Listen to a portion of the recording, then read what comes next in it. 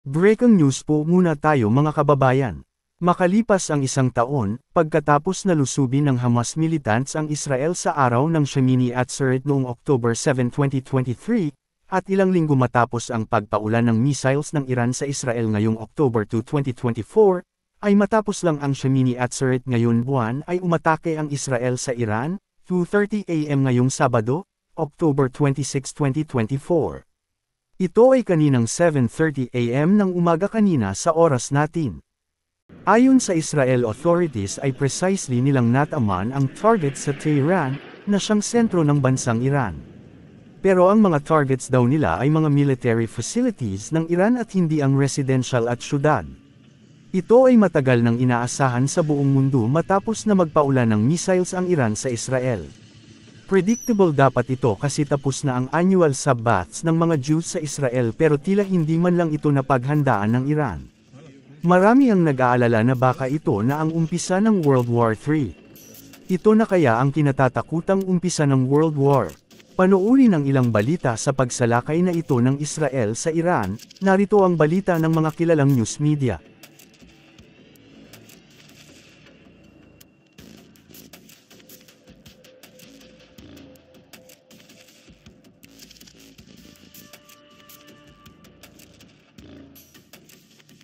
In response to months of continuous attacks from the regime in Iran against the state of Israel, right now, the Israel Defense Forces is conducting precise strikes on military targets in Iran. The regime in Iran and its proxies in the region have been relentlessly attacking Israel since October 7th on 7 fronts, including direct attacks from Iranian soil. Like every other sovereign country in the world, the State of Israel has the right and the duty to respond. Our defensive and offensive capabilities are fully mobilized. We will do whatever necessary to defend the State of Israel and the people of Israel.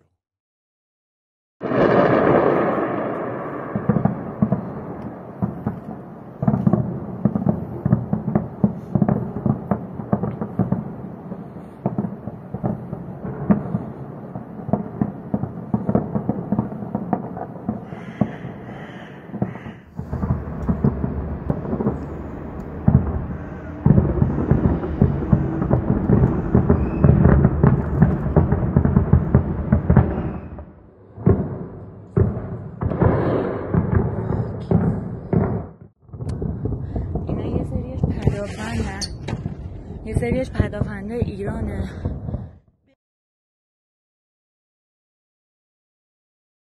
Paki-subscribe upang maging updated kayo lalo na sa mga darating pa na mga videos at announcements.